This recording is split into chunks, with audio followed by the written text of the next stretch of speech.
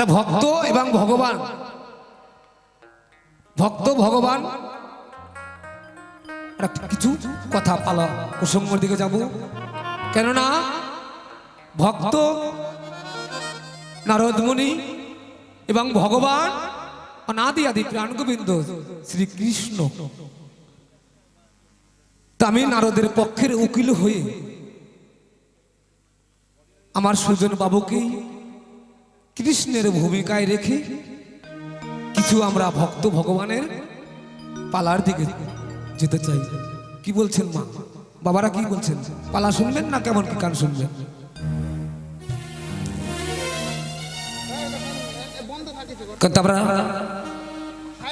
ঠিক আছে, শুনে খুব ভালো লাগলো।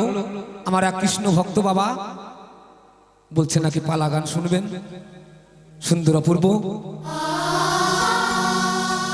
আমি নারদের পক্ষের উকিল জেরোস্কোপি হয়ে আমি ভগবান কৃষ্ণের কাছে কিছু আমি জিজ্ঞাসাবাদ করে যাব এবং সুর তাল ছন্দেই গানের ভাষায় আমি জিজ্ঞাসা করে যাব। কেমন?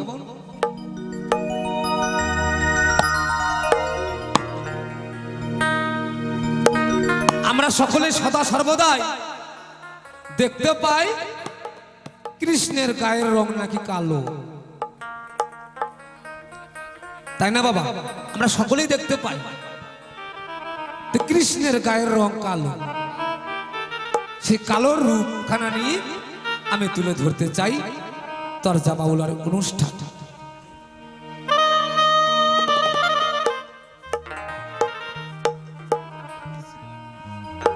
ও তুমি বলে ঘুচাও আমার মনের ধাঁধা,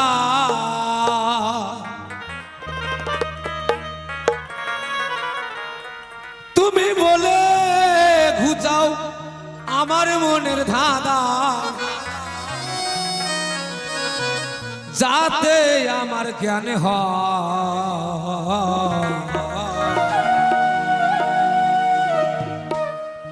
কি কারণে ওগো দয়া কৃষ্ণ কালো। হ্যাঁ, কি কারণে ওগো দয়াল কৃষ্ণ কালো রূপ ধারণ করুন। তো গানের সুরে সুরে যাই, তাইলে হয়তো ভালো লাগবেই। পদকর্তা কিন্তু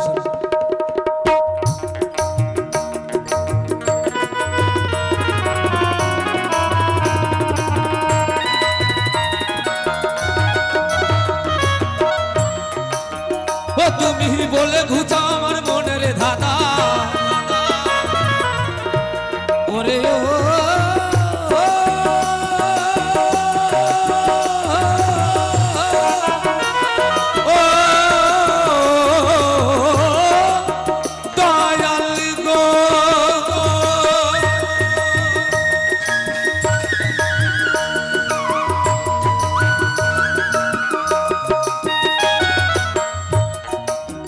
ও তুমি বলে ঘুচাও আমার মনের ধাঁধা,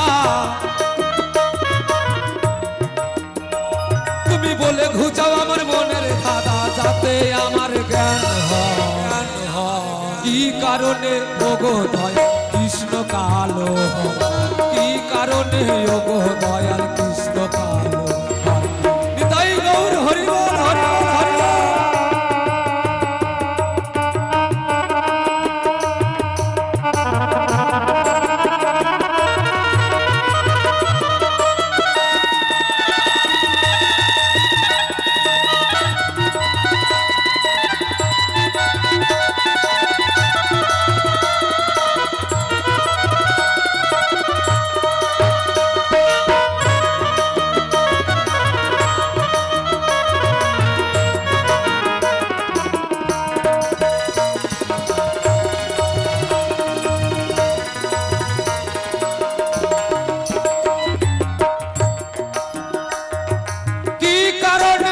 ভুবনে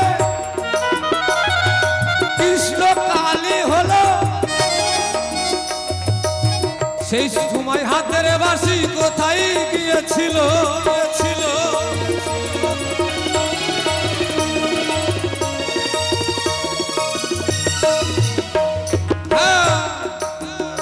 ভগবান যেদিন ভগবান কৃষ্ণ নিধুবনে কালী রূপ ধারণ করেছিল, ও মা, বাবাদের কাছে সকলের কাছে আমি একটা কথা বলি, কেননা আমার অনাদি আদি প্রাণ গোবিন্দ যখন মার রূপ ধারণ করেছিল, সদা সর্বদাই আমার মা কালী উলঙ্গা বেশ ধারণ করে থাকে। হে দয়াময়, তুমি পুরুষ অঙ্গটা তুমি কোথায় গোপন করেছিলে এবং হাতের বাঁশি সদা সর্বদাই তুমি কখনো নিজের কাছ থেকে বাদ দিয়ে তুমি মাটিতে কখনো রাখতে না। যখন তুমি মা কালী রূপ ধারণ করলে, ও গো দয়াময়,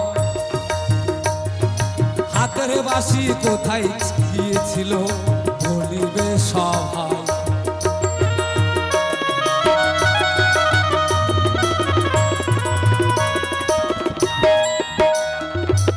একদিন দেখো অনাদি প্রাণ গোবিন্দ কি কর্ম করিল,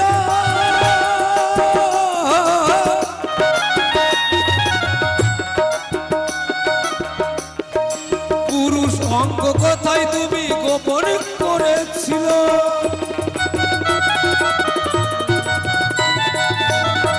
তুমি সত্য করে বলবে সবাই, ও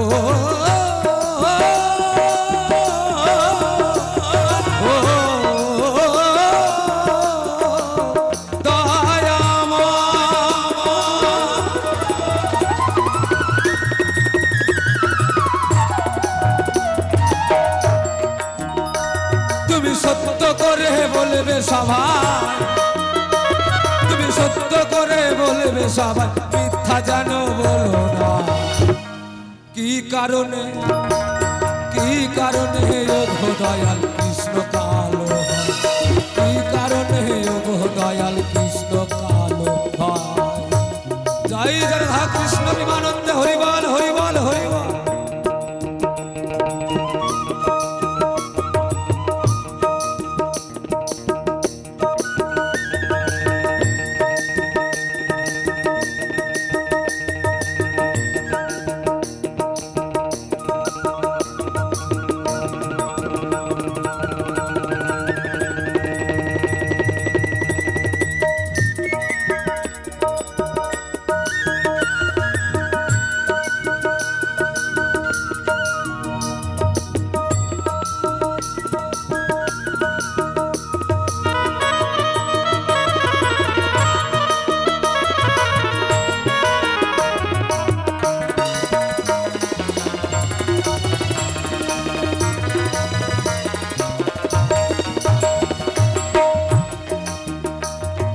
সম্বন্ধে হয়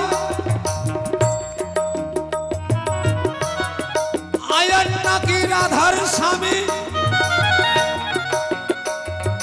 সম্বন্ধে হয় কৃষ্ণের মামি।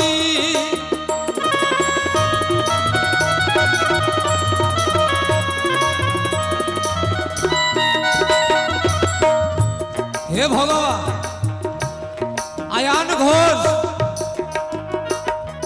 রাধারানীর স্বামী আমরা সকলেই জানি। সম্পর্কে অনাদি আদি প্রাণ গোবিন্দ কৃষ্ণের মামি হয় রাধারানী গো। তুমি ভগবান হয়ে তোমার নিজের মামিকে হরণ করেছে, এ কথা মিথ্যা নয়।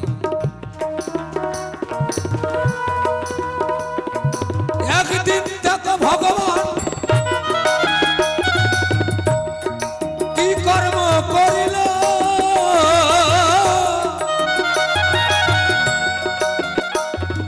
রাধারানীকে আমার গোবিন্দ হরণ করেছিল।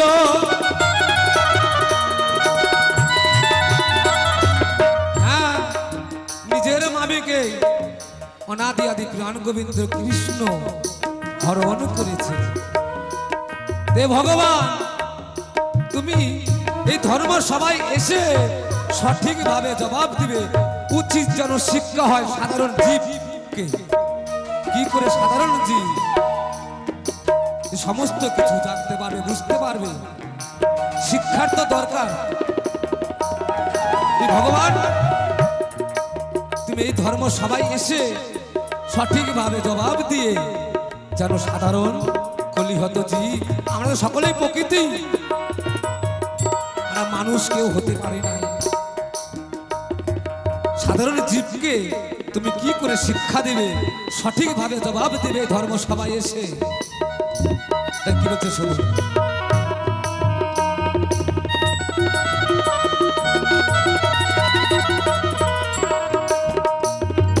আয়ান নাকি রাধার স্বামী, সম্বন্ধে হয় কৃষ্ণের মামি।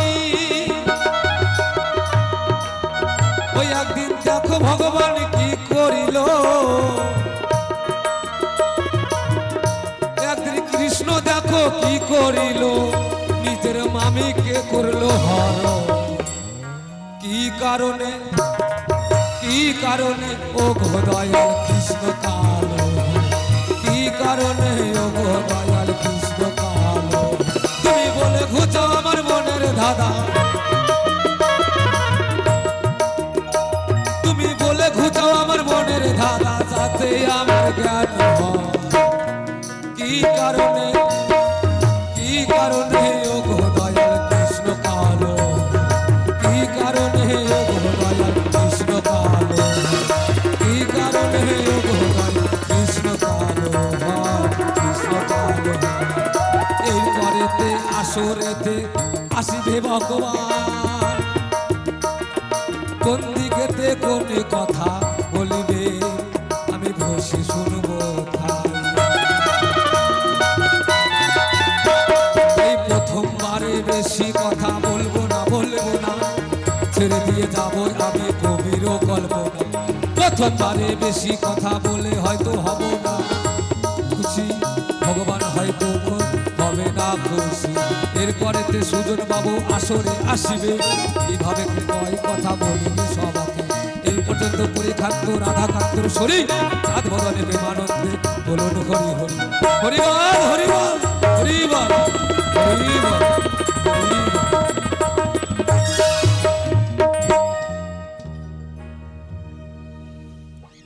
দুই পক্ষের ভাবক যিনি অত্যন্ত জ্ঞানী গুণী, আমি আগেই বলেছি কি বাবা, একদম ভগবানের মতনই চেহারা,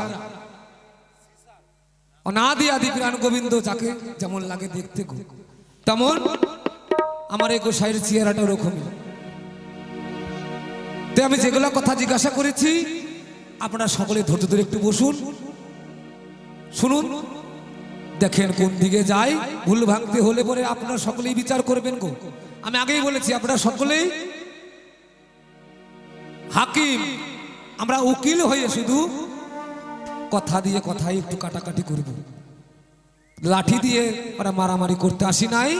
তো কথা দিয়ে কথা কাটি, লাগবে না ঠ্যাঙ্গা আর লাঠি। তো হরিবল হরিবল। এবার শুনুন তো কৃষ্ণের পক্ষে থেকে আমার গোসাই কি বলে, তারপরে আমি আবার আসবো জনিতাই। দেখতেই পাচ্ছেন বাবা এবং মায়েদের কাছে অনুরোধ করে বলছি, ছেলে মানুষ দাঁড়িয়েছে আপনাদের সম্মুখে, তাই আমার চলায় বলায় ভাব ভাষায় হবে রাশি রাশি ভুল। তাই সেই ভুলগুলোকে করে নেবেন আপনাদের চরণ পূজার ফুল। কেননা কোলের সন্তান যদি ভুল করে মা তাকে কখনো ফেলে দেয় না, তাকে বড় যত্ন সহকারী তাকে কোলে টেনে নেয়। তাই তদ্রূপ আমি আপনাদের সম্মুখে দাঁড়িয়েছি আপনাদের ঘরের সন্তানের মতো। তাই সাধুগুরু বৈষ্ণবের কাছে শুনতে পাই, আমার কথার মাধ্যমে আমার মাতৃভাষার টান নেমে আসতে পারে। তাই এক দেশের হয় বুলি আর এক দেশের হয় গালি, তাই আপনারা একটু মানিয়ে নেবেন। তাই সর্বপ্রথমেই ঠাকুরের নামে ধ্বনি দিয়ে শুরু করবো আজকের আসর। কেননা তাই রাধা গোবিন্দের নামে যদি ধ্বনি দেওয়া যায়, রাধা গোবিন্দের নামে যদি একবার ধ্বনি দেওয়া যায়, তাহলে সর্বপ্রথমেই ওম নামটি উচ্চারণ হয়। ওম নামটি উচ্চারণ হয় কেন না, স্বাধিষ্ঠান থেকে আমাদের অশব্দের উৎপত্তি হয়। স্বাধিষ্ঠান থেকে অশব্দের উৎপত্তি হয়, আর ও শব্দের উৎপত্তি হয় বিশুদ্ধি চক্র থেকে। এইভাবে ওম শব্দটা উচ্চারণ হলে এই ওম শব্দের মধ্যে রয়েছে ব্রহ্মা বিষ্ণু মহেশ্বর, একসঙ্গে তাদের তিনজনের আরাধনা করা হয়ে যায়।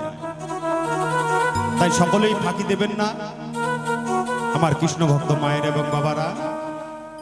আমার মায়েরা দেবেন একটু উলোর ধ্বনি, আমার বাবারা দেবেন একটু জয়ের ধ্বনি।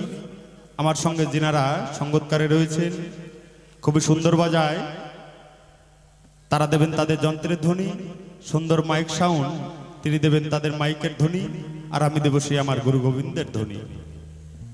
তাই এই পঞ্চধ্বনি একত্রিত হয়ে এখানে হয়ে উঠবে সেই সুরধ্বনি, আর আমরা সুরধ্বনির তীরে বসে সকলেই আনন্দ উপভোগ করব। কেমন?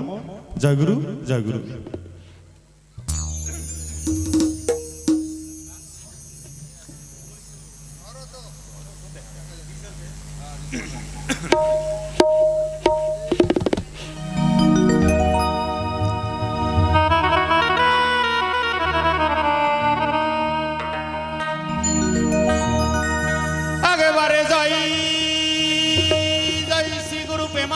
হরি বল হরি বল হরি বল হরি বল হরি বল, জয় জয় রাধা গোবিন্দে প্রেমানন্দে একবার হরি বল হরি বল হরি বল হরি বল হরি বল, জয় জয় আপন আপন গুরু গোসাই প্রেমানন্দে হরি হরি বল হরি বল, জয় মহাপ্রভু, জয় মহাপ্রভু।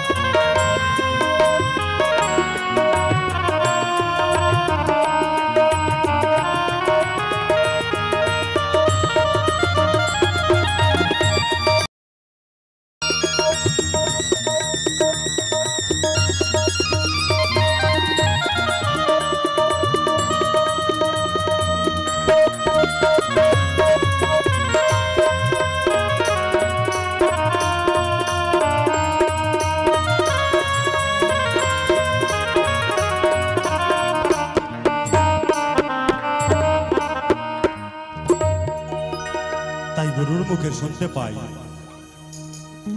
যে গুরু ছাড়া গোবিন্দ ভজে সেই জীব নাকি বাবা নরক মজে। তাই সর্বপ্রথমে ছোট্ট করে গুরু বন্দনা সেরে নেব, তারপরে গাইব একখানি গান, তারপরে যিনি যাহা কিছু জিজ্ঞাসা করেছে তার কিঞ্চিত মাত্রা হলেও সমাধান করার চেষ্টা করব। তাই জয় গুরু, জয় গুরু।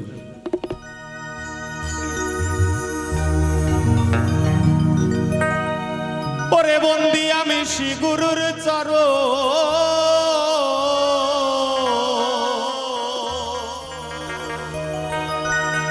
ওরে যে চরণ ভজলে পরে জীবের আর জরা বেধি থাকে না রে,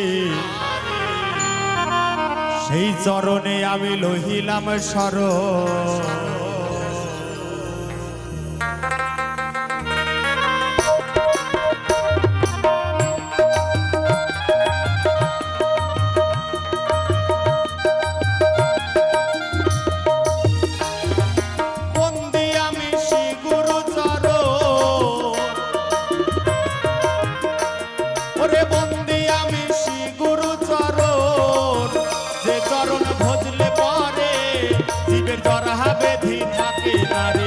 সেই চরণ লহিলাম শরণ, আমি সেই চরণ করিলাম শরণ।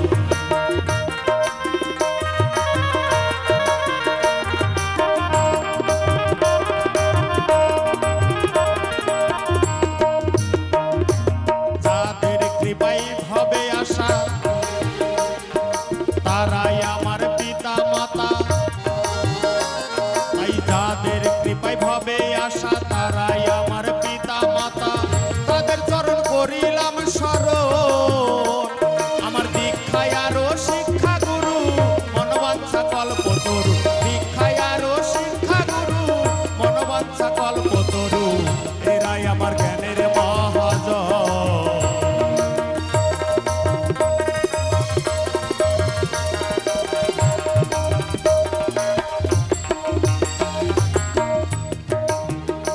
আমার গানের গুরু ব্রজগোপাল হালদার তাহার পরিচয় দেওয়া দরকার। বুলবুলি চণ্ডী তাহার নিকেতন তাই তাহার কৃপা বলে আমি আসিলাম আজ এই আসরে গাইতে আমি বাউল কীর্তন।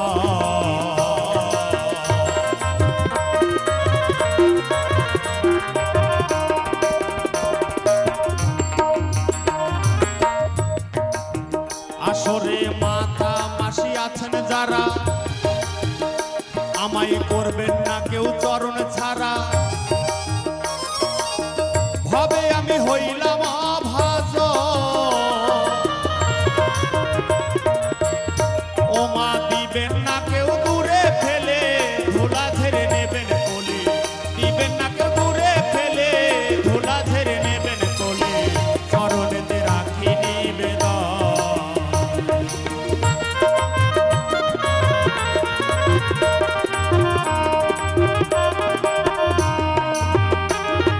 সাধু গুরুর চরণ ধুলি আমার এই নয়নের জলে বলি তাই সাধু গুরুর চরণ ধুলি এই নয়নের জলে বলি সর্বঙ্গে করি বলে তাই আমি অতি মূঢ়মতি না জানি ভজন শ্রুতি আমি অতি মূঢ়মতি না জানি ভজন শ্রুতি সবাই আমায় করিবেন মার্জ আজ সবাই আমায় করিবেন মার্জ আজ সবাই আমায় করিবেন মার্জ আজ সবাই আমায় করিবেন মার্জ।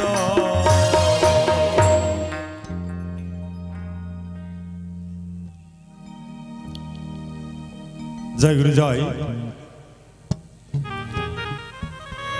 আমার সঙ্গে যিনি গান পরিবেশন করছেন মাননীয় মিঠুন হালদার মহাশয়, তিনি একখানি গান পরিবেশন করে গেছেন, খুবই সুন্দর গান। তিনি গানের ভাষায় বলে গেলেন যে আজ আমার বান্ধব কেহ নাই। সত্যি কথা, কেননা যখন তুমি পূর্বে যখন তুমি তোমার মাতৃ জঠরে ছিলে অনাদির আদি গোবিন্দকে তুমি কথা দিয়ে এসেছিলে, হে দয়াল তুমি আমায় ধরাধামে পাঠাও, আমি ধরাই গিয়ে তোমার নাম গুণগান তোমার কীর্তন করব। তুমি এই কথা বলে গোবিন্দের কাছে আবদ্ধ হয়ে তুমি এই ধরায় তুমি আবির্ভাব হলে, তুমি ধরায় প্রকট হলে। হওয়ার পরে কি করলে না, তুমি ভগবানের নাম ভুলে গেলে। এখন তোমার শেষের দিনের শেষের যাত্রা পথে তুমি যদি দয়ালের নামে যদি হা গোবিন্দ প্রাণ গোবিন্দ বলে ডাকো, দয়াল কিন্তু তোমায় সাড়া দেবে না। তুমি কোনোদিন গোবিন্দের নাম করো নাই। তাই মহাজনে বলে যে বাল্যকালে কৃষ্ণ ভজলে কৃষ্ণ আসে, আর যৌবন কালে ভজে কৃষ্ণ কৃষ্ণ আসে কি না আসে, আর বৃদ্ধকালে কৃষ্ণ ভজে জমের উত্তর আসে। কি বাবা, তাই তো? বৃদ্ধকালে কৃষ্ণ ভজে কিসের জন্যে? জমের ভয়ে, যে কখন বুঝি হয়তো জম এসে আমাকে টান দিয়ে নিয়ে যায়।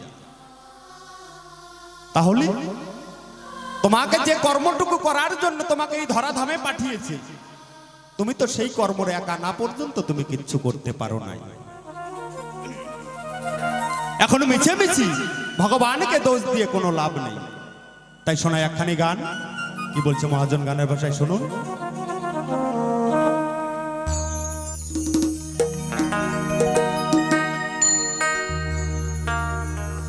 ও কেন আন কথাতে জগৎ মাতা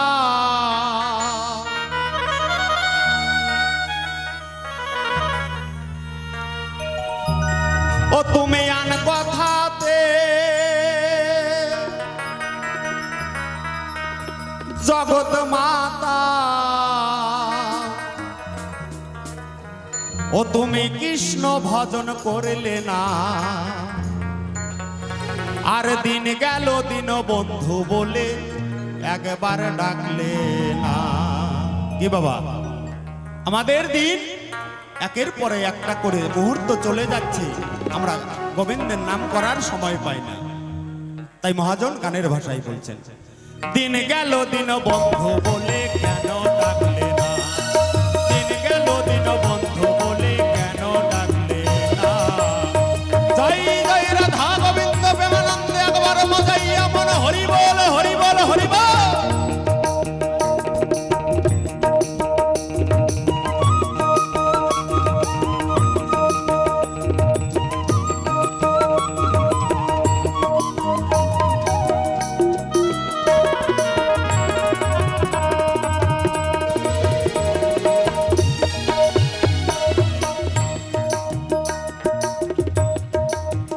মহাজন বললেন, তোমার প্রথম কালে মাতৃ গর্ভেতে ছিলে, আর হস্তপদ বাধা ছিল নারীর শৃঙ্খলে, নারীর শৃঙ্খলে।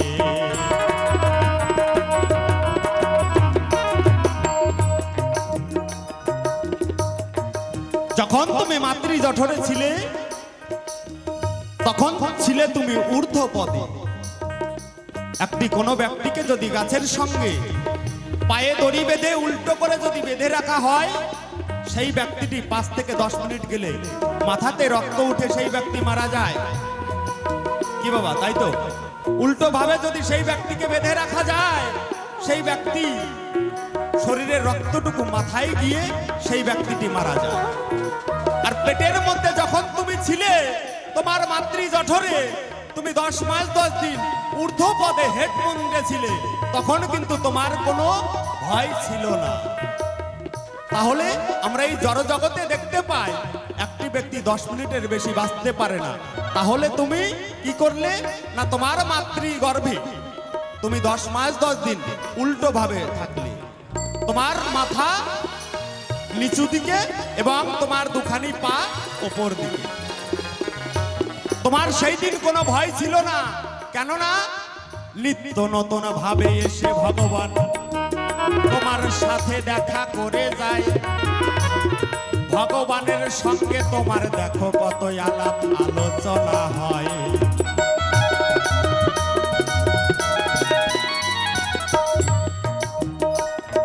কি মা, তাই তো? আমরা ভগবানের সঙ্গে কবে দেখা করেছি? যখন মাতৃ জঠরে ছিলাম, তখন ভগবানের সঙ্গে আমরা প্রত্যেক দিন দেখা করেছি, প্রত্যেক দিন ভগবানের সঙ্গে আমরা আলাপ আলোচনা করেছি। এখন সেই ব্যক্তি মনে মনে ভাবে তাই যে এখন আমি ধরাধামে এসে বড় হয়েছি, এখন তো ভগবান আমার সঙ্গে দেখা করে নাই। তুমি কি ভগবানকে কোনোদিন অন্তর দিয়ে একবারে ডেকে দেখেছো যে হে ভগবান, আমি তোমার জন্যে, তোমার সকল কিছু কর্মের দ্বারাই আমি এই জগতে এসেছি। আমার এই হাত, আমার এই দুটো পা, আমার দুটো কর্ণ, আমার এই মুখ, সকল কিছু যদি তোমারই দান হয়ে থাকে, তাহলে আমরা কেন গর্ব করে বলি আমার কান, আমার হাত, আমার পা? কি বাবা, তাই তো বলি? তাই বলি আমরা, কেননা আমাদের বলতে কিছু নাই। বৃন্দাবনের রাধা রানী আর গোপীগণ যারা বটে ছিল, সকল কিছু তারা গোবিন্দের চরণে দেখো দান করিয়া দিল। নিতাই গৌর হরি বল হরি বল হরি বল। বৃন্দাবনের সখীগণ আর রাধারানী যিনি, তিনি বললেন, হে নারদ মুনি, তুমি যে বৃন্দাবনের পথ দিয়ে যাচ্ছ, এমন কি হয়েছে? বলছে, হে রাধারানী, তোমায় আমি একটা কথা বলতে চাই। আমি সকল দাঁড়ে দাঁড়ে গিয়ে ভগবানের জন্য চরণ ধুলি চাইলাম, যে ভগবানের মাথায় নাকি মাথা ব্যথা হয়েছে। কোন ভক্ত যদি একটু চরণ ধুলি দেয়, আমি সেই চরণ ধুলি নিয়ে গিয়ে দেব সেই কৃষ্ণের মাথায়। কোন ভক্ত দিতে রাজি হলেন না। ভক্ত তখন সবাই ভাবে আমি এখনো অত বড় ভক্ত হই নাই যে আমার চরণ ধুলি ভগবানের মাথায় দেওয়া যাবে।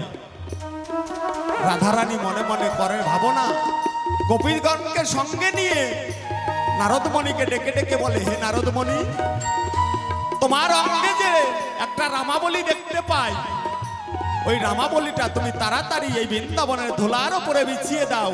আমরা অষ্ট সখীগণ এবং আমি রাধারানী মিলে আমরা চরণধুলি দেব, আর এই চরণধুলি নিয়ে গিয়ে তুমি কৃষ্ণের মাথায় দেবে।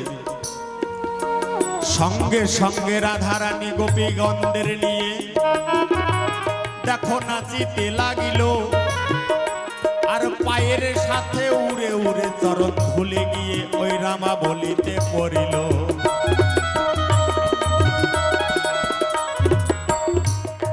যখন রামাবলীতে চরণ ধুলি পরে, নারদ কি করে না, সঙ্গে সঙ্গে রামাবলীটাকে টোপলা করে বেঁধে নিয়ে মস্তকের উপরে নিয়ে ভগবানের কাছে চলে যায়। দূর থেকে দেখতে পায় ভগবান যে ওই যে নারদ বেটা আসে, তাই হয়তো কোনো ভক্তের চরণ ধুলি পেয়েছে, আমার মস্তকে দেবে।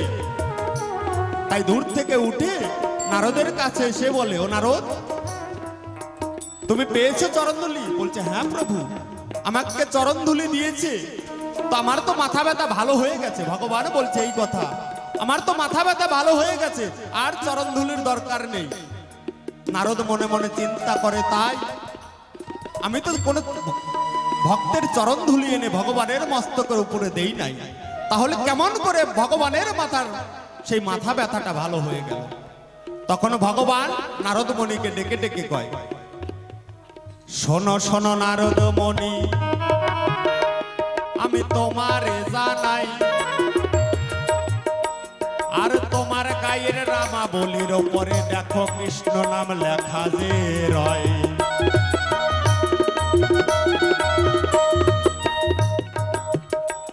কিমা কারো অঙ্গের ওপরে যদি নামাবলী থাকে, সেই নামাবলীর ওপরে 16 নাম 32 অক্ষর লেখা থাকে কিনা? হরে কৃষ্ণ কৃষ্ণ কৃষ্ণ হরে হরে, আরে হরে রাম রাম রাম হরে হরে।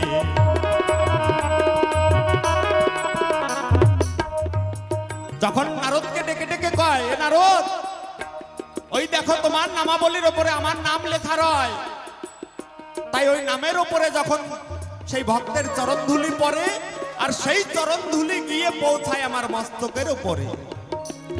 তাই ভগবান বলেছেন, আমি হইতে আমার নাম বড়, আমার নাম হইতে আমার ভক্ত বড়, আমার ভক্ত হইতে ভক্তের পদধূলি বড়। জয় জয় রাধা গোবিন্দ প্রেমানন্দে একবার হরি বল হরি বল।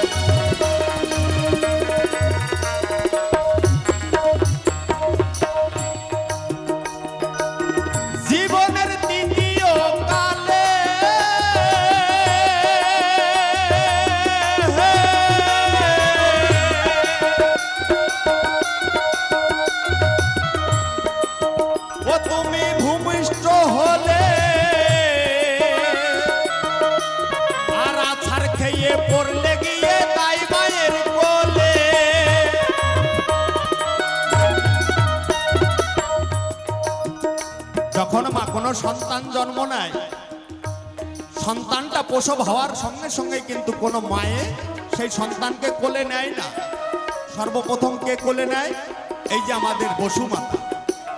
সর্বপ্রথম বসুমাতা আমাদেরকে কোলে নেয়। বসুমাতার পরে আমাদের যিনি দাইমা বলি, কি বাবা দাইমাতে বলে, আপনাদের এদিকে বা কি বলে আমার জানা নেই, মা যাকে আমরা ধাত্রী মা বলি এবং দাইমা বলি, সেই বসুমাতার কোলে থেকে তখন আমাদের দাই মায়ের কোলে যাই। দাই মায়ের কোলের থেকে তারপরে আমরা নিজের মায়ের কোলে যাই, কি বাবা, তাই তো? জীবনের দ্বিতীয় কালে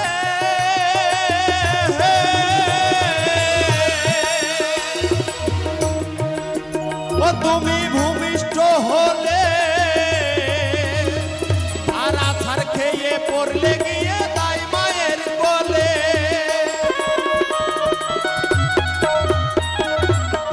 ও তুমি কষ্ট পেয়ে বললে কৃষ্ণ,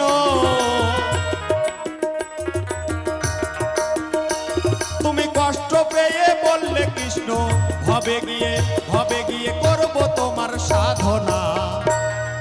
দিন গেল দিন বন্ধু বলে কেন ডাকলে না, আর দিন গেল দিন বন্ধু বলে কেন ডাকলে না। জয় জয় রাধা গোবিন্দ প্রেমানন্দে মজাইয়া মন আপন আপন গুরু গোসাই। হরি বল হরি বল হরি বল।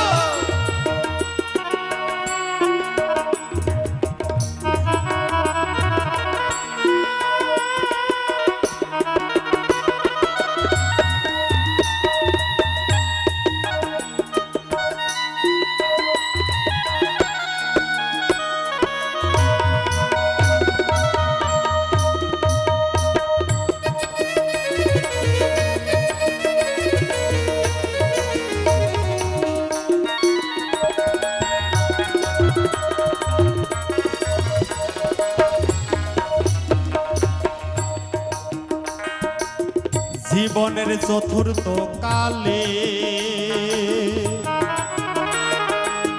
ও তুমি বুড়ো হইলে, আরে গায়ের চামড়া পড়বে ঝুলে, ধরতে হয় তোলে ধরতে হয় তোলে।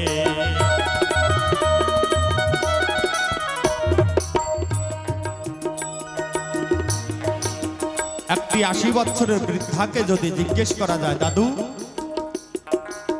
তোমার যখন 20 বছর বয়স ছিল তখন তুমি কিরকম ছিলে, তখন সেই দাদুটি আমাকে ইয়ার্কির মাধ্যমে বলবে, দাদু ভাই জানিস তুই আর দেখতে কি, তোর থেকে আমি দেখতে ভালো ছিলাম, আমার কি চেহারা, একদম কার্তিকের মতো দেখতে দেখা যেত আমাকে। আর এখন দেখ ভাই আমার চামড়াটুকু শরীরের ঝুলে পড়ছে, আমি একা দাঁড়াতে পারি না, আমাকে কেউ যদি সাহায্য না করে তাহলে আমি দাঁড়াতে পারি না। তাহলে এই জীবন যৌবন মানুষের আজীবন চিরদিন সমান থাকে না কি বাবা, জীবনে কোনোদিন সমান থাকে না। তাহলে যেইভাবে আমরা আমাদের ছোট ছোট শিশুদেরকে আমরা প্রাইভেটে পড়তে পাঠাই, টিউশনি পড়তে পাঠাই, একের পরে দুই, দুইয়ের পরে তিন, এইভাবে না যখন নামতা পড়াই, তো আমাদের এই দেহের মাঝেও এই নামতা জাতীয় একটি বস্তু রয় যে একের পরে দুই, দুইয়ের পরে তিন, যতটা দিন যাচ্ছে ততটা আমাদের এই দেহের বল শক্তি কমে যাচ্ছে কি বাবা, ততটা বল শক্তি আমাদের কমে যাচ্ছে। যদি কারোর সঙ্গে মারামারি লাগে, কোনো এক ব্যক্তি মাঝখানে গিয়ে বলবে তুই আমার সঙ্গে মারামারি করে পারবি না, দেখেছিস আমার শরীর, আর সেই ব্যক্তিটিকে 15 বছর পরে হোক আর 20 বছর পরে হোক সেই কথাটা যদি জিজ্ঞেস করা যায়, কিরে দাদা এককালে না তুই কি গরম দেখিয়েছিলি, এখন তোর গরমটা গেল কই, সেই ব্যক্তিটা কি করবে, তখন মনে মনে একটা ভাবনা করবে যে আমি এককালে ছিলাম, তখন যদি আমি এই কথাটা না বলে আমি যদি তাদেরকে একটু বুঝিয়ে শান্তি করে যদি তাদের দুজনের ঝগড়াটা মিটিয়ে দিতাম, হয়তো তারা দুজনাই আমাকে ভালোবাসত। এই তো হচ্ছে বাবা আমাদের মানব জাতি। জীবনের চতুর্থ কালে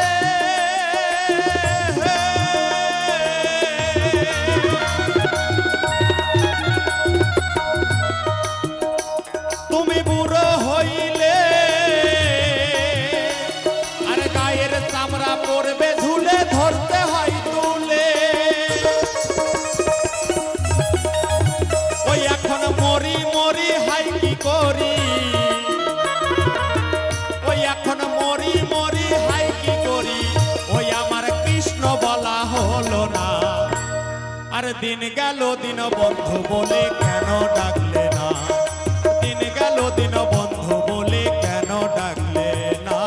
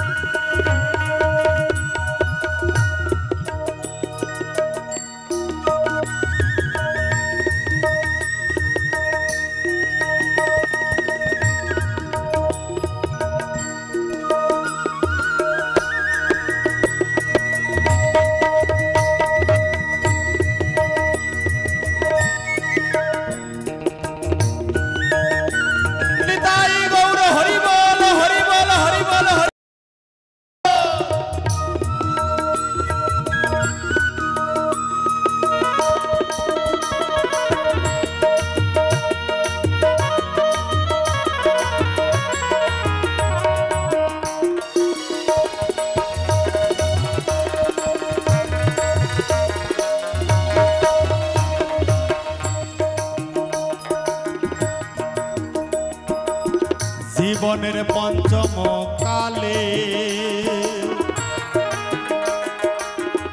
বাঁশের দোলাই চড়িলে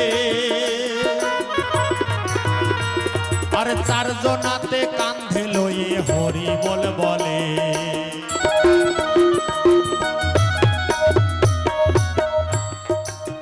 আমরা সকলেই বলে থাকি যে আমাদের তিনটি কাল, শিশুকাল, যৌবনকাল আর বৃদ্ধকাল। আর এই গানখানি যিনি রচনা করেছেন তিনি বলছেন আমাদের এই মানব দেহে পাঁচখানা কাল, চারখানা কাল চলে গেল আমাদের বৃদ্ধ বয়সের মাঝে। আর পঞ্চম কাল কবে?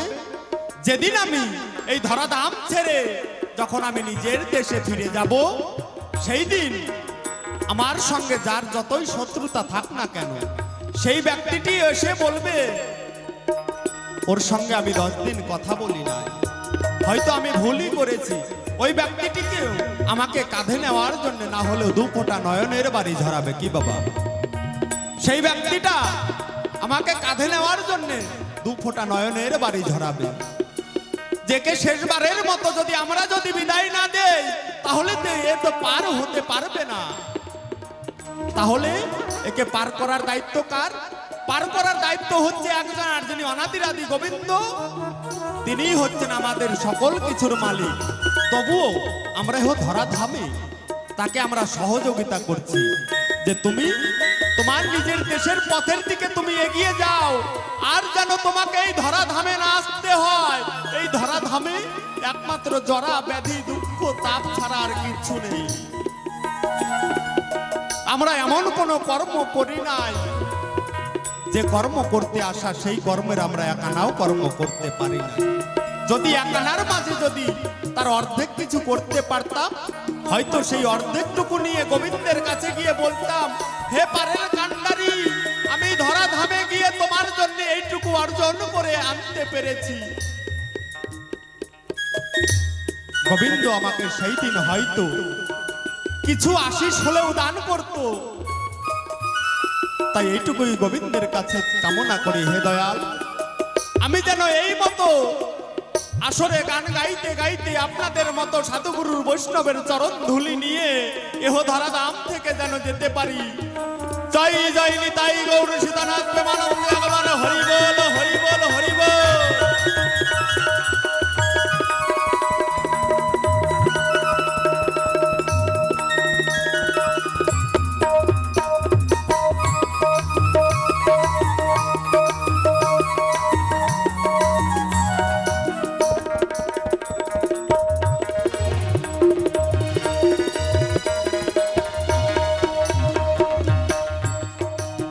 জীবনের পঞ্চম কালে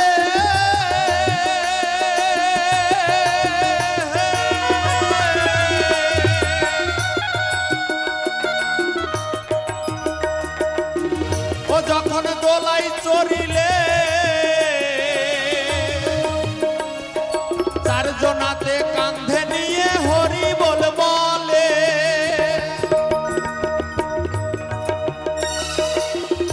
তখন ভেবে মরি হাই কি করি, তখন ভেবে মরি হাই কি করি। ও দেখো মারবে বাঁশের ঘোষণা, আরে দিন গেল দিন বন্ধু বলে কেন ডাকলে না, দিন গেল দিন বন্ধু বলে কেন ডাকলে না। তুমি আন কথাতে জগৎ মাতা, তুমি আন কথাতে জগৎ মাতাও, ও কেন কৃষ্ণ ভজন করলে না। আর দিন গেল দিন বন্ধু বলে কেন ডাকলে না, আর দিন গেল দিন বন্ধু বলে কেন ডাকলে না, আর দিন গেল দিন বন্ধু বলে কেন ডাকলে না।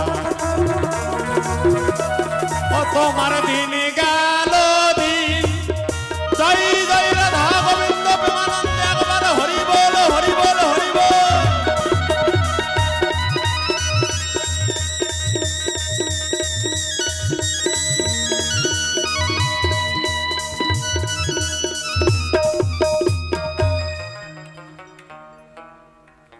তাই এবার সেই প্রশ্নমালার দিকে যেতে চাই।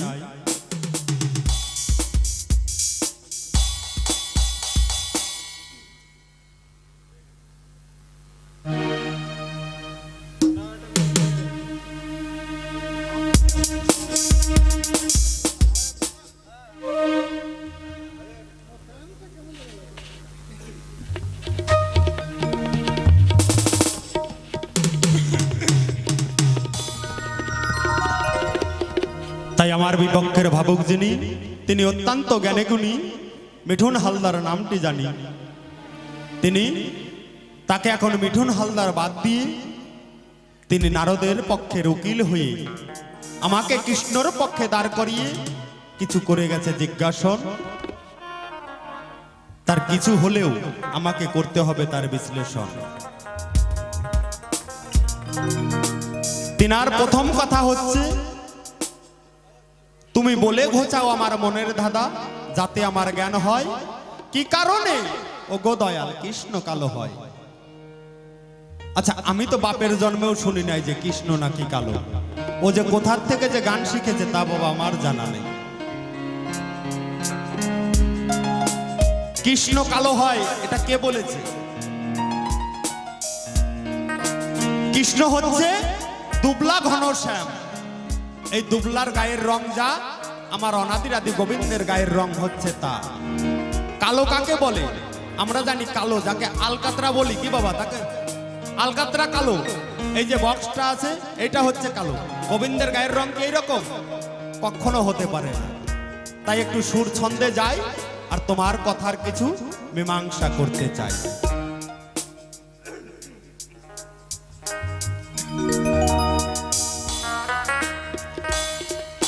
ও তুমি শুনবে যদি, জানবে যদি,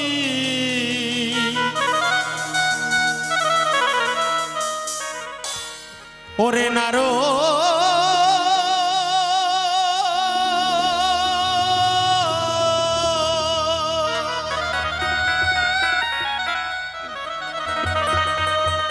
ও তুই শুনবি যদি, জানবি যদি, ওরে আমার পাগল মন, এই কৃষ্ণ তত্ত্ব জানতে হলে আগে শোনে রে দিয়া মন।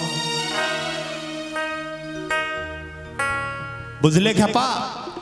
এই কৃষ্ণ তত্ত্ব জানতে হলে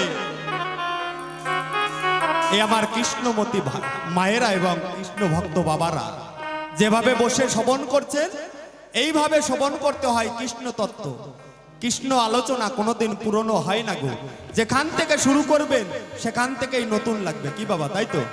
যেখান থেকে সারা রাত্রি ভরা যদি কৃষ্ণ নামের আলোচনা করা হয় তবুও কিন্তু সেটা পূরণ হয় না। কৃষ্ণ কথা যখন বলবে তখনই নতুন।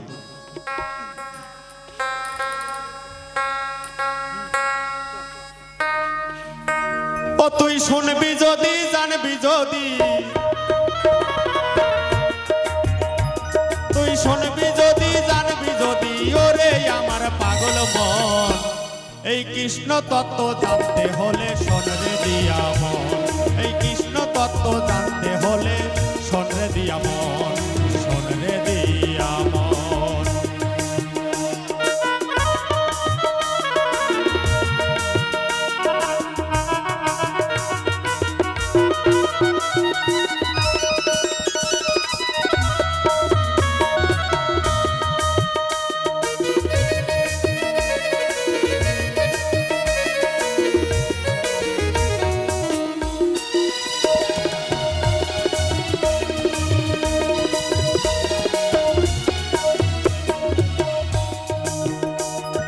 শোনো শোনো গো নারদ, আমি তোমারে জানাই, আর তোমার কথার জবাব দেব এ ধর্ম সভায়।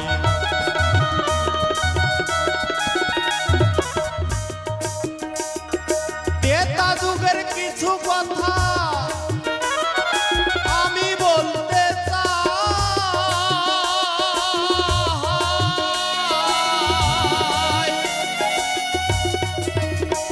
আর না বলিলে দেখো নারদ তোমার বোঝা হবে দায়।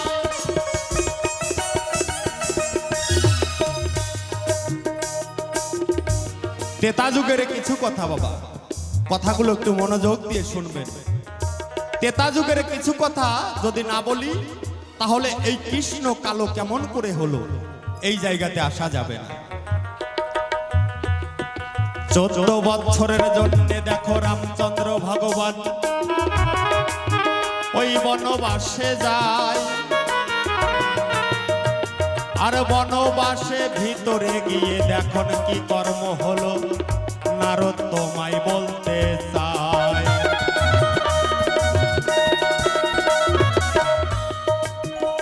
একদিন কইকেয়ী মা কি করলেন না, দশরথ রাজাকে বললেন, হে রাজা, তুমি রামচন্দ্রকে বনবাসে দাও। রামচন্দ্রকে বনবাসে দিয়ে আমার পুত্র যে ভরত, তাকে আমি রাজা করতে চাই। এই কথা শুনে যখন দশরথ রাজা কি করলেন, রামচন্দ্রকে 14 বছরের জন্য বনবাস দিলেন। 14 বছরের জন্য যখন রামচন্দ্রকে বনবাস দেয়, সেই সঙ্গে কিন্তু সীতা দেবীর বনবাস হয় নাই, লক্ষণেরও বনবাস হয় নাই। বনবাস হওয়ার কথা ছিল রামচন্দ্রের, কি বাবা, তাই তো? সেই জায়গায় লক্ষণ ঠাকুর আর মা সীতা তার সঙ্গে গেলেন। কেন না, জীবকে তরাবার লাগি, জীবকে তরাবার লাগি। আমি সেই দিকে যাব না, কেননা যে জায়গায় জিজ্ঞাসা সেইটা আমার বলা দরকার। একদিনে ভগবান রামচন্দ্র আমার সেই বন মাঝে কি কর্ম করিল, সীতা দেবীকে ডাক দিয়ে তখন কিছু যে বলিল।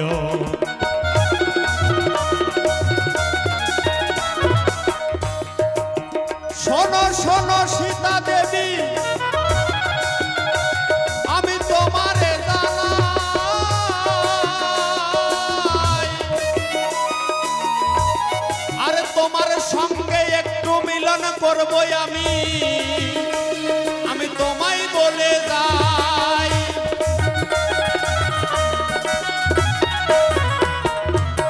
হ্যাঁ, রামচন্দ্র ভগবান সীতা দেবীকে বলছেন, হে সীতা, আমরা 14 বছরের জন্য বনবাসে এসেছি। আমাদের এই বনের মাঝে আসা অনেক দিন হয়ে গেল। তোমার সঙ্গে আমার কোনোদিন মধুর মিলন হয় না এই বনবাসের মাঝে। তা আজকে তোমার সঙ্গে আমি একটু মধুর মিলন করতে চাই। সঙ্গে সঙ্গে সীতা দেবী আমার রামচন্দ্র ভগবানকে একটি কথা কয়, কেমন করে তোমার সঙ্গে আমি মিলন করব, দেখো লক্ষণ ঠাকুর দাঁড়াইয়া যে রয়।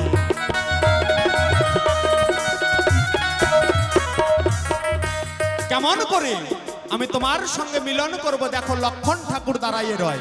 কি বাবা, তাই তো? লক্ষণ সদা সর্বদাই রাম ভগবানের সঙ্গেই রয়। তারা দুইজনা যেখানে যায়, লক্ষণ পেছন পেছন যায়। তাহলে সেই জায়গায় তো আর কিছু করা যাবে না। তাহলে সেই দাদা আর বৌদি ভগবান রামচন্দ্র আর সীতা দেবীর মনোভাব লক্ষণ আমার জানতে পায়। লক্ষণ জানতে পেয়ে কি করলো, সঙ্গে সঙ্গে লক্ষণ ঠাকুর একটা ফুলের ঝুড়ি নিয়ে সেই বনেতে যায়। আর বনে গিয়ে তখন দেখো ফুল তুলিতে লাগে। তাই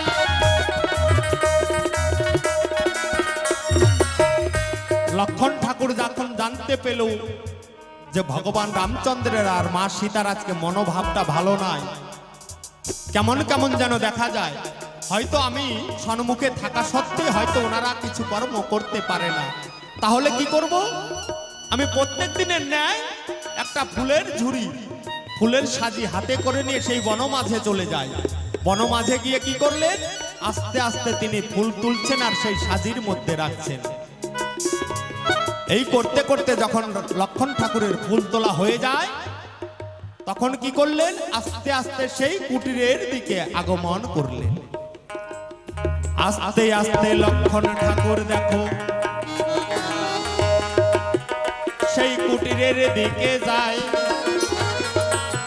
আর কুটিরের দিকে গিয়ে দেখে তখন দরজা বন্ধ রয়। লক্ষণ ঠাকুর সেই ঘরের দিকে গিয়ে দেখে এখনো দরজাটা বন্ধ রয়। মা সীতা দেবী আমার মনে মনে দেখো জানতে পারলো তাই, হয়তোই আমার লক্ষণ ঠাকুর দরজার সম্মুখে এসে গেছে যে দাঁড়ায়।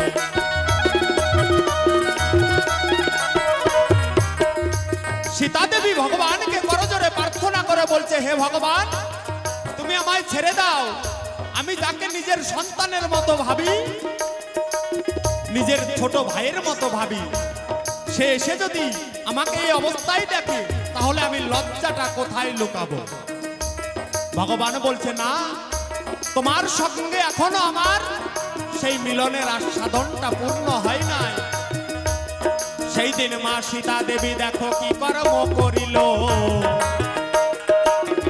ভগবানকে সঙ্গে সঙ্গে তখন অভিশাপ দিল।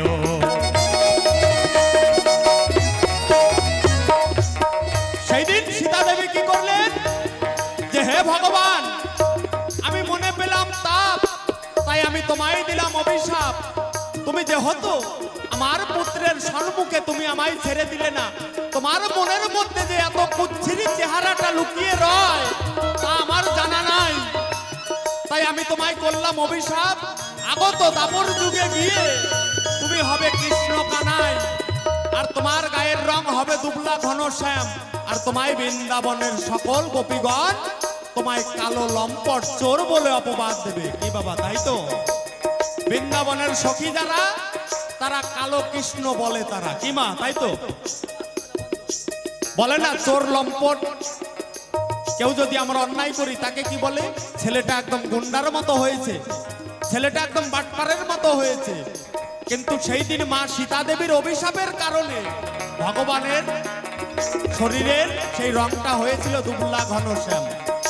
এই তো তোমার প্রথম কথা, দেখো কথায় হইয়া যায়,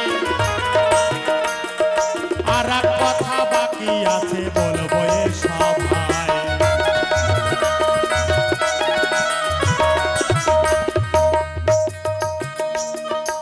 আমি নাকি নিধু বনে দেখো কৃষ্ণ কালী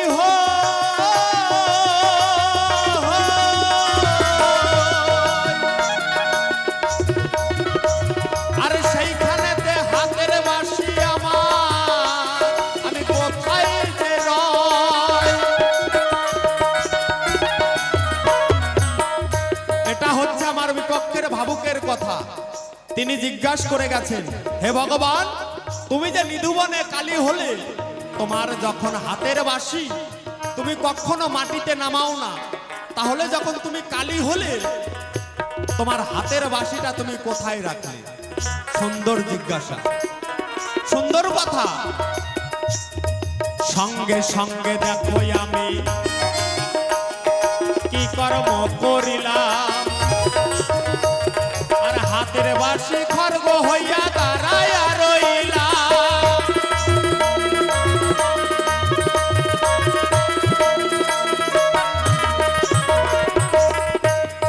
ভগবানের ওই হাতের বাঁশি থেকে মা কালী যদি এইভাবে দাঁড়িয়ে থাকে, তবুও আয়ান ঘোষ এসে ধরে ফেলবে, তাহলে এক হাতে একটা খড়গের দরকার, যাকে আমরা বাংলা শুদ্ধ ভাষায় বলি রামদাও। কি মা, তাই তো?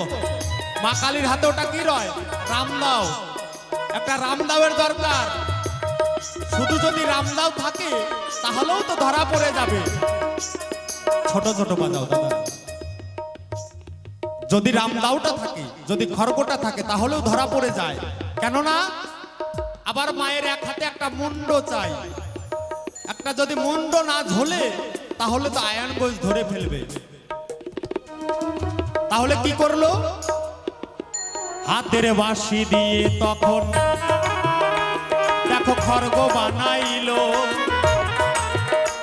আর বাঁশির মাথায় মকর মাছের মাথা ছিল। আমি সবাই বললাম ভালো।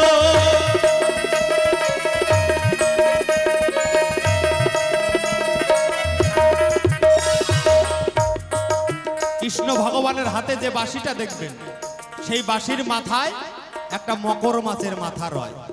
একটা মাছের মাথা আছে না, কুমিরের মতো কিছুটা দেখতে। ওই বাঁশিটা দিয়ে হলো সেই খড়গ, আর ওই মাথাটা দিয়ে করলেন কি না একটা মুন্ড। সেই মুন্ড লইয়া দেখো আমি খড়গ হাতে লইয়া দাঁড়াইয়া রইলাম। তবুও আমার মনে ভয়, হয়তো আমি ধরা পড়ে গেলাম।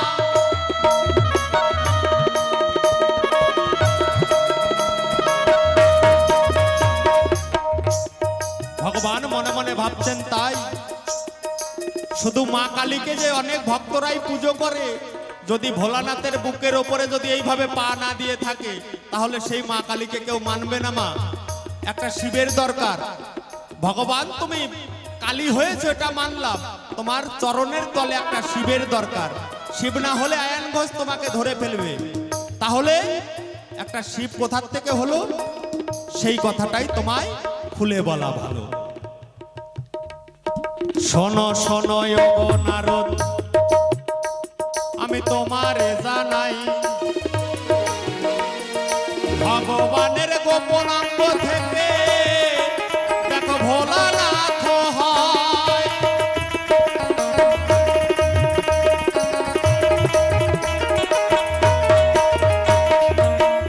তাহলে ভগবানের ওই বাঁশিটা দিয়ে হলো খড়গ, আর মগর মাছের মাথাটা দিয়ে হলো মুন্ড, আর ভগবানের যে গোপন অঙ্গ, মানে যাকে আমরা শুদ্ধ ভাষায় বলি ভগবানের যেটা লিঙ্গ, সেই লিঙ্গ ছুটে গিয়ে মাটিতে পড়ে তখন সেই লিঙ্গ থেকে ভোলানাথের সৃষ্টি হলো।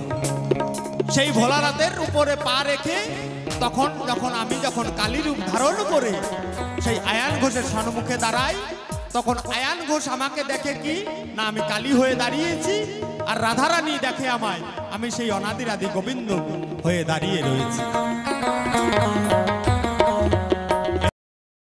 আমার কথার জবাব কথাই হইয়া যায়, আরো কিছু বাকি থাকলে বলো এ সভায়।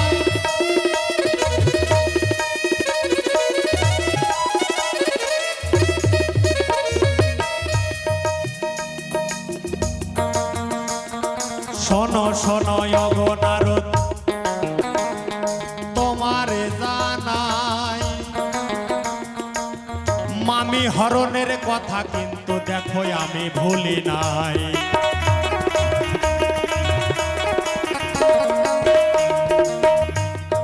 এই যে কেমন ভক্ত আমি সেইটা ভেবে পাই না, কেননা রাধারানী হয় সম্পর্কে আমার মামা, এটা তোমার জানা নাই নারদ? যেদিন আদিতে কথা হয়েছিল রাধারানীর সঙ্গে, আমি বলেছিলাম হে রাধারানী তুমি আমার আগে যাবে দাপর যুগে, তাই আমি তোমার পরে যাব ওই নন্দালয়ে। হাই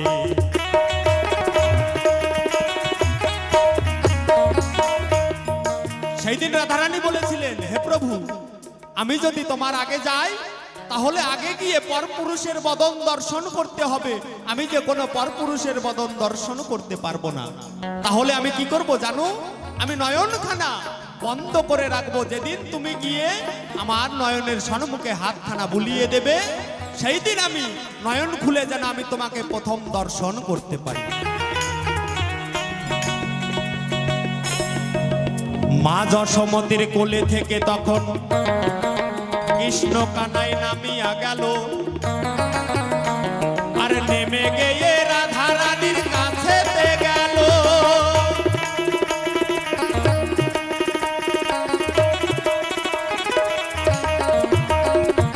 যাওয়ার পরে দেখো তখন সেই অনাদিরাদি ভগবান দেখো হাত বুলাইয়ে দেয়, আর সঙ্গে সঙ্গে রাধারানী আমার দেখো ভালো হইয়া যায়।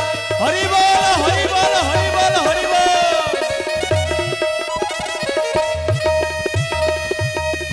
তাহলে যদি তোমার ছোঁয়া পেয়ে যদি কেউ অন্ধ থেকে চোখে দেখতে পায় তাহলে তোমাকে হরণ করার দরকার পড়ে না, কেননা সেই বোঝের বোঝ গোপীগণ সকলে মিলে রাধারানীর সঙ্গে যুক্তি করে, তাই যুক্তি করে একদিন দেখো ভগবানের কাছে গেল যে সভায়।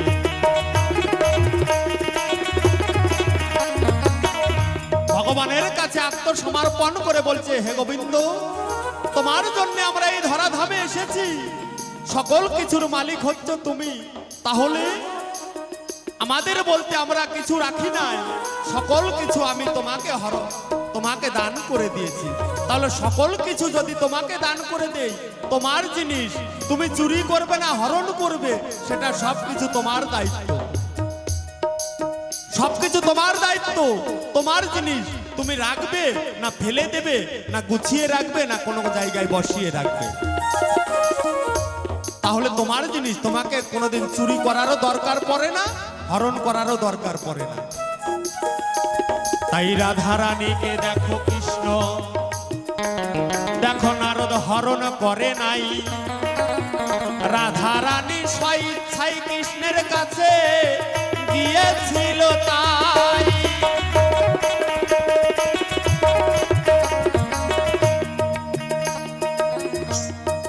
এই তো তোমার কথার জবাব কথাই হইয়া গেল, সাদ বদনে ভক্তগণে হরি হরি বলো।